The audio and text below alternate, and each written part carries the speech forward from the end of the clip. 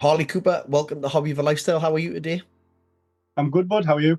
I'm really good, thank you very much. Harley, it's obviously, I suppose, is a slightly different podcast today, and one that I was never gonna not have you on. I was really impressed.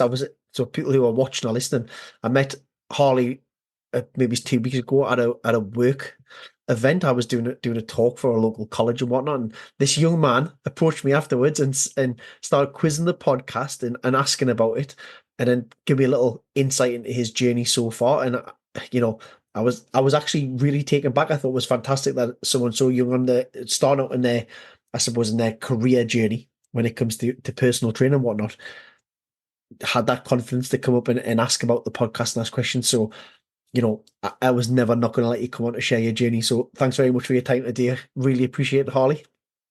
Harley, let's get into it then. So you told me some pretty cool things. Do you want to just kind of tell us about your life growing up and where it started and what you've been up to at this point? Oh God, that's a long story. Um, so I've always lived in one house, like I told you. Yep. Um, but I did actually grow up on a caravan site, playing literally any sport you can imagine: football, rugby, even things from like frisbee. You just Yeah. find right on there, and you just go along with it. You'd find a tennis ball, you'd fling a tennis ball for a few hours. Um, it could literally be anything. You could find a cricket bat in a bush, and you'd end up using the tennis ball. Typical So, child, just but having that outdoor, quite a large influence by outdoor play. definitely. So I've always been sort of an active person, Yeah. done anything, and whether it's I could even find a guitar and use it as a cricket bat. Like it doesn't matter to me. I'm moving and doing things. Um, that's what keeps me at ease, really. Yeah, yeah.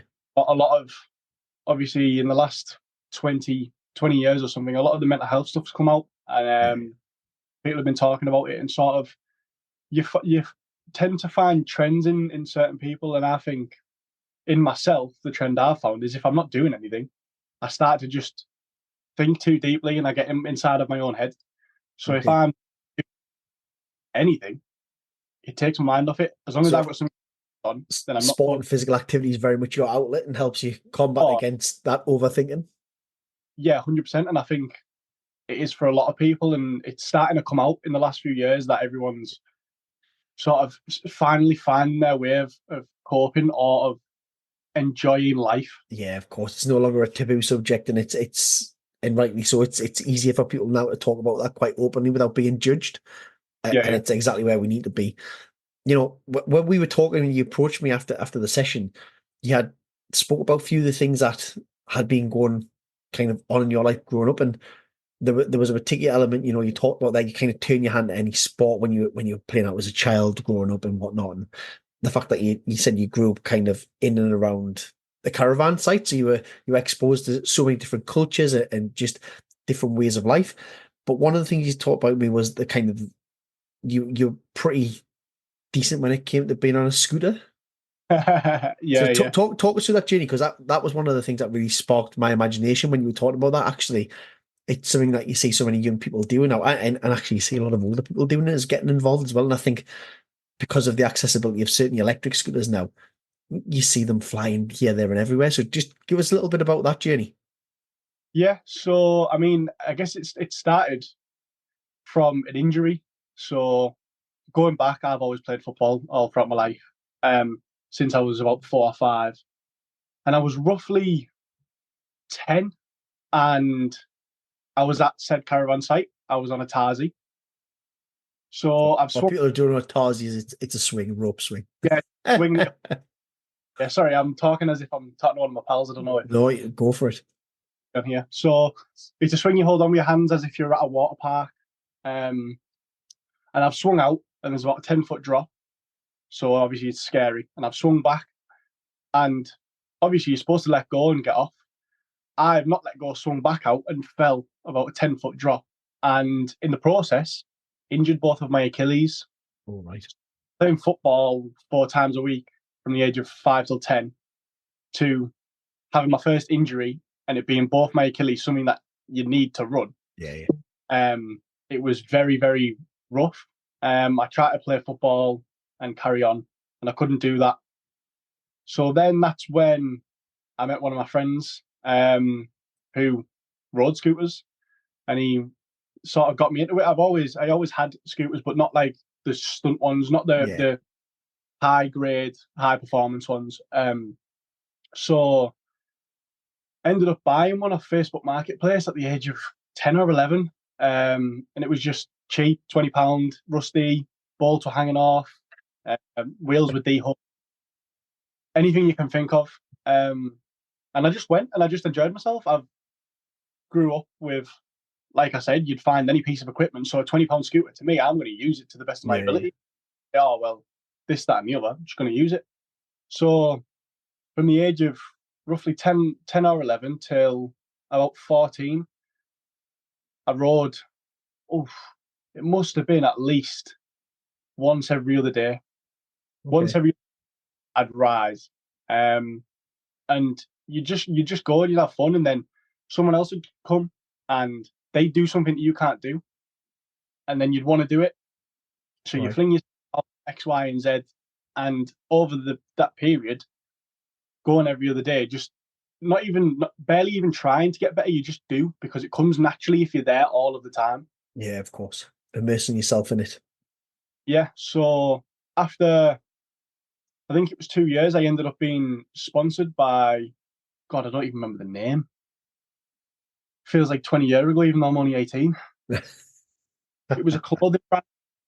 So I was sponsored by a clothing brand to wear their items Well, while recording videos at the skate park. So their outreach obviously gets better. They see the clothes. yeah, People of will come. course. How does that come about, that opportunity? You know, you talk about you're just kind of down at the skate park with your friends and you're practicing your tricks, you slowly get back. Were you at the time making videos as well, uploading them onto social media? So I was obviously TikTok used to be something else. So we never really used TikTok when I was let's say 14. It was all Instagram. Right, I okay. remember the old Instagram badge, the old logo, it wasn't purple or whatever. And I remember going in it and I had what phone did I have? I had an iPhone 5C, the one that everyone used to rave about, the one with the coloured back. Uh, To be honest, I've got a good few year on your Harley. Didn't have phones when I was growing up, so young viewers, they'll understand what I mean. yeah, they will. When the first came out, the iPhone 5C, it wasn't silver anymore. You could get colours. And I remember taking all my videos on that, and it was literally just for fun. Just post it on Instagram. Right. Do whatever you can. You'll have your friends in the videos. They'll be doing things that you can't do. You'll be doing things they can't do, and just try to broadcast what you can do the same way anyone does now. But it was literally just because of the love of the sport. Yeah, and from doing this, did the clothing brand get in touch with you, or what was that? How did that play out? So they actually DM'd me on Okay. Instagram saying they'd like to sponsor me. And obviously, it must have been 12 or 13. You get messaged by a brand and say we want to sponsor you. Here's our Yeah, of clothes, course. videos. You bite the hand off. Yeah, I mean, you probably hear about so many scams happening nowadays.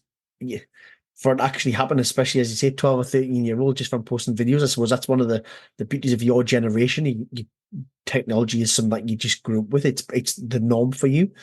So to have that opportunity, what's the reaction to family, friends when all of a sudden you now let's say a sponsored athlete or a sponsored performer? Yeah. So to clarify, I'm not sponsored anymore, and I don't ride anymore. I got back into football, so just lay the groundworks for that. Their reactions. Not many of my family knew. I didn't have many mates around that time. It Right. was my close mate. Um, he wore some of the stuff that I got given as well. Right. Obviously, handing off some things because he was in a lot of my videos. And even though it's me and my name being sponsored, if someone's going to be in my videos, I'd like it to be Yeah, of represented. course. So he was chuffed. Obviously, he was getting free clothes as well. Oh, Yeah. so It's a we big wouldn't. thing for a 13-year-old, isn't it? To go, I'm actually I'm sponsored by a clothing brand to wear them when I'm videoing, doing tricks, doing stunts, whatever it may be. Yeah, yeah. And then family, I think my mum and dad knew, and my mum used to take me to the skate park, probably about a 20-minute drive from here. Right. Every or to see that what I'm doing is getting out and seeing things. I'm not just doing it for the fun, and Yeah, it's not like I'm doing it to waste my time. yeah. It's turning into It's something. got a purpose now. Yeah, I totally get that. Their reaction And was, your mom's probably just happy taking you along to the skate park because it gets us out into the fresh air, doing an activity that you enjoy, and yeah, burns all that energy that you've got. yeah, yeah. That's amazing. So you talk about why did you stop riding the scooter and get back into football when when you can see that journey progressing and you're a sponsored, let's say, sponsored athlete or a sponsored performer, whatever you want to call it. You're being sponsored to do something. And you can, I don't know, is there a career opportunity there to push that on, keep doing the videos, or was it very much a case of actually, as a child, and I've been a child, I know certainly between those kind of 11 to 14, I tried loads of different sports as well, and they fizzled out. Was it just a case of that was the same for you? It was recovery from the injury. So I'll go back when I first started riding after I'd had the injury. I wasn't doing much. It was Right. literally push, and I couldn't even. I could only push with a flat foot, so to actually get myself moving because it was that bad. Okay. Over time, obviously injuries heal. There you. Got to 14, and I started playing football again. And my idea was ride the scooter as much as possible, play football, and then enjoy it. That was what I wanted to do. Yeah, yeah. Then over time, you start playing more football, and then obviously I've loved football since I was a kid. So getting back into that and being able to play again, it feels like the world's your oyster. So it was easy for you just to kind of go give up the clothing brand, keep what I've got. That's kind of run its natural course now. Thank you. It was just a kind of a clean break. I guess so. Yeah, it was sort of a natural progression. Yeah, of course. Back into football and I'd play once a week, and then it'd end up someone else would ask me to play football, so then I go with them, and then go to skate park, and then it was Yeah, like right again and again and again. So it goes eventually, on. you're replacing the football Yeah, with the park. and that kick, that injection or kickstart again to playing football has led you down the college pathway, and you've just qualified and just finished. So congratulations on that. Tell us about your journey now. What's the next steps for you? So as you said with college, I've been there for 2 years, just finished. So I'm qualified PT, qualified gym instructor. I've got loads of other backup qualifications, so things like specific classes. Yeah, Uh, I've got a mental health awareness qualification as well. amazing. And that's the career path I'm going down. So I want to be a PT. I'm going to be a PT. Good I think mentality. massively on the book, which is The Law of Attraction. And you, it says, and people persistently say, you speak how you want it and it'll come true. So I'm going to be a PT because I haven't, when growing up, I had a lot of friends and stuff to play with, but my dad was always overweight. Right. So I never got to play football with him per se, Okay. or do much physical activity. My dad's a professional sportsman as well. He does fishing, All so right. he's Okay. a commercial angler. Um, and he's always loved it. He's class. Just the weight side, obviously, health issues, not just indulgence in food, but it's health problems, and I never got that. So I think everyone's scenarios and positions are different. Um, but for me to be able to understand what people are going through when it comes to the parents or their children, and I Yeah. can change, that's something that I will jump at in an instant. So that's If I very much your motivation for getting into kind of the personal training world, into the sport physical activity sector, is the experiences you've had as a child. You want to maybe help parents get out of that position so they've got that opportunity to spend time and have fun, play with the children, but also for those children who maybe haven't had it, you want to be that role model moving forward as well. yeah, that's exactly that. Wow. But for parents, it's if a parent was to come and see me, every discussion will always start off with, "Have you got kids?" Okay. That is, I specialize in a million different areas: performance, weight loss, hypertrophy, functional training. But when an adult comes in and I sit down and say, "Have you got children? And what are your goals?" My head instantly goes to, when you leave here after training with me for however long of your choice, I want you to be able to move properly. I want you to be pain free in everything you do. And if your ability to play with your children, or do anything of that sort with family, that is the goal when they leave. That is what I would like to see if that is their goal. It's quite a tremendous mindset to have as a young man at 18-year-old, as you say, very much at the beginning of your career journey. I almost think, it's really easy for an adult and as an adult, someone who's I've got children and whatnot.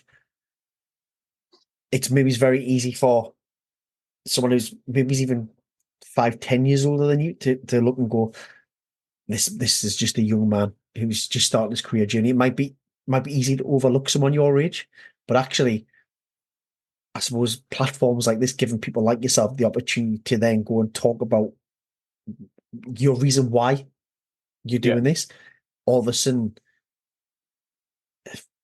it's quite inspiring. Actually, as a parent, I would be, and if I was over a PT, I would be quite happy to go, wow, this young man's doing it for the right reasons. It's not about maybe the social media side of things, where you see people now on social media and they're going to change the world, or they've got like hundreds of thousands of followers and they're giving out advice, whether it be good or bad, whatever it is. Actually, your reason why is quite inspiring, and it's very much of how you can help the client, help the person yeah. who's coming to you. So that is absolutely fantastic. I think, maybe he's looking at the younger generation. You've got quite an old head on your shoulders there. What would be your one piece of advice then? As we ask everybody who comes on the pod, what would be your one piece of advice to somebody who maybe is in a similar situation what you've been in, or is looking to do what you're doing? What would that be? Believe. Just the one word, believe. Like I touched upon the law of attraction not long ago. There's books out there that people read, like the law of attraction, or the 48 laws of power. Okay. A million different books that you can read, and it speaks about believing and speaking things into existence. If Yeah. you wake up every day and you get a shower, then brush your teeth. If you wake up one morning and brush your teeth, then shower, and you do that for 3 months, that is going to be your new habit. Okay. You are doing something, and not necessarily speaking in that sense, but Yeah. for example, you are doing something and making it real. I like So it. when I go and play football, I don't say, I hope we win. It's, we're going to win. Yeah. When Iron comes in and says, I hope we get you the result, it's not. It's, we're going to get you the results. It's all about, if anyone was to read up on it, it's all about the law of attraction. You speak things that you want to happen, and they will happen. I like it. I like it. Good advice. It's good advice, and you know, for anyone who's out there listening, go and buy the books that's being recommended. Holly, is there anything you want to add? Because I think, that's been fantastic to learn and learn more about your journey, where you're going, and I really do look forward to kind of seeing how the career unfolds moving forward. Yeah. It is going to move forward. And I'm going to help as many people as I possibly can, because I don't want people having I had an amazing childhood, don't get me wrong, but certain aspects I wish never happened, I'm going to change that for other people. Love it. Fantastic. Harley, thank you so much for coming on Hobby of a Lifestyle. It's been an absolute pleasure. All mine.